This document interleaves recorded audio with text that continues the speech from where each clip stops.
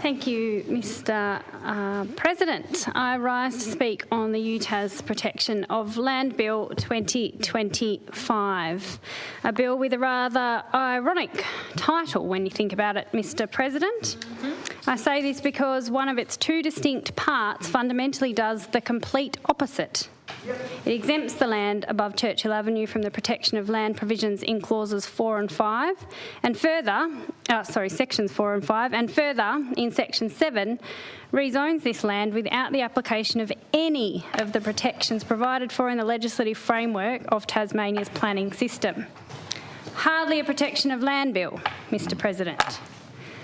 So while I support sections 4, 5 and 6 of the bill, which do protect the land gifted to UTas for educational purposes, I cannot support section 7. Section 7 of this bill raises a fundamental question, not just about a parcel of land, but about the role of this parliament and the integrity of Tasmania's planning system. At its core, this bill asks Parliament to step outside its proper role and act as a planning authority. It asks us to make what is, in effect, a rezoning decision without the benefit of independent expert assessment, without the rigour of a formal planning process, and without the safeguards that are built into Tasmania's planning framework. Ordinarily, a proposal to rezone land would proceed through a structured, evidence-based process. It would be assessed against clear planning criteria. It will be subject to independent scrutiny. It will be tested through community consultation, and ultimately it will be determined on its merits. None of that has occurred here. We don't have planning advice on whether it is appropriate for the land above Churchill Avenue to be rezoned as inner residential. The government itself has admitted that it has not even sought an independent assessment of the rezoning proposal. We are told that the University of Tasmania has prepared an application and received planning advice. But in any normal circumstance, that application would be the beginning of the process, not the end of it. It would be independently assessed against the requirements of the planning scheme. Here, we have no such assessment before us. We have no independent expert advice. In fact, we have not even been clearly told what the relevant planning criteria are. So I ask, on what basis are we being asked to make this decision? What are the tests we are applying? What evidence are we weighing? And how can we be confident that this proposal meets the standards that would apply to any other rezoning request in Tasmania? When I asked the government in preparation for this debate, has the government received a report from a planning expert that examines the suitability of rezoning these parcels of land as inner residential? The answer provided was, the University of Tasmania sought planning advice from All Urban Planning and the Hobart City Council as part of its work in the 2021 Master Plan. The advice was that the best use of the land to be rezoned was to allow for higher density residential. The university has continued to receive technical and planning advice from the Hobart City Council through the development of the current proposal for the site to be zoned inner residential. The government has accepted that inner residential is an appropriate zoning based on this work and advice, Mr President. What proponent gets to get its own consultant commission planning report and have the assessor take that as read, that is okay? No other proponent gets to do that, Mr President. Special. We are, in effect, being asked to act as both the assessor and the decision maker without even the tools, the evidence or the framework to do so properly. And just as importantly, we are being asked to do so without the fundamental safeguards that underpin public confidence in planning decisions. There are no formal opportunities for representations from the community. There are no rights of review, no rights of appeal. And these are not minor procedural steps, Mr President. They are essential protections that ensure transparency, fairness and accountability. This bill, Section 7, sets these aside entirely. Before I go on, I want to take this opportunity to address and acknowledge an important point of consistency.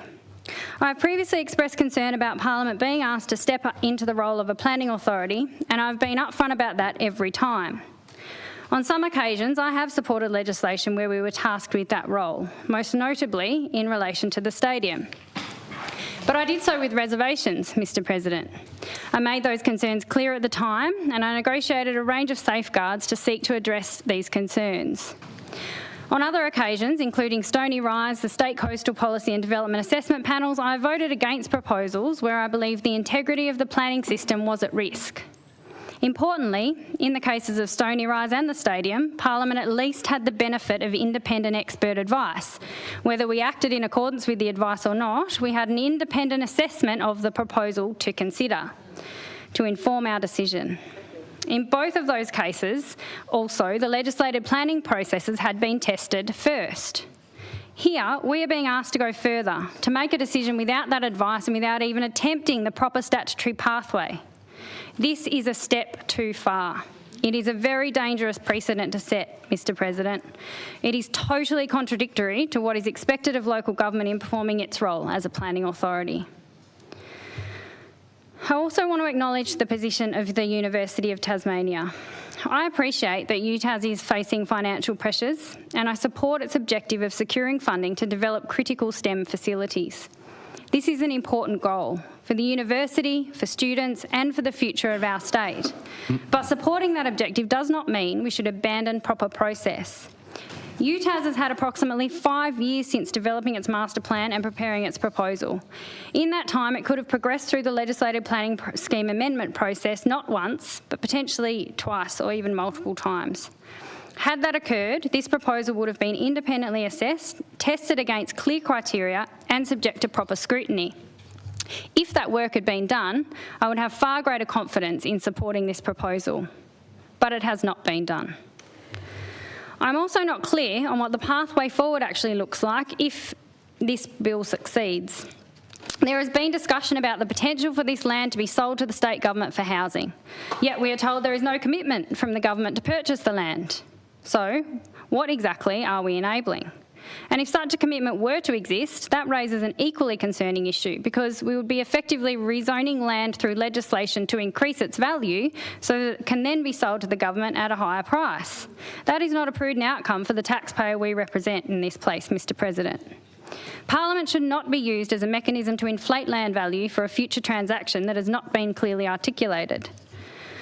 More broadly, I'm concerned that we are being sold a very simple narrative that if we rezone this land, we will deliver more housing and better STEM facilities. The reality is not that simple. Neither of those outcomes are guaranteed. There is no certainty that this land will be used for housing. There is no clear binding pathway that ensures the proceeds will deliver the STEM outcomes being promised. To suggest otherwise risks being misleading. I want to be very clear. Not supporting this bill does not mean I do not support more housing or improved STEM facilities. I absolutely do. But those outcomes should be pursued through proper, transparent processes that provide certainty, accountability and public confidence, not through a legislative shortcut that leaves too many questions unanswered. Mr. President, ultimately this bill is not about housing and STEM facilities. It simply is not. That is not what we are being asked to vote on here.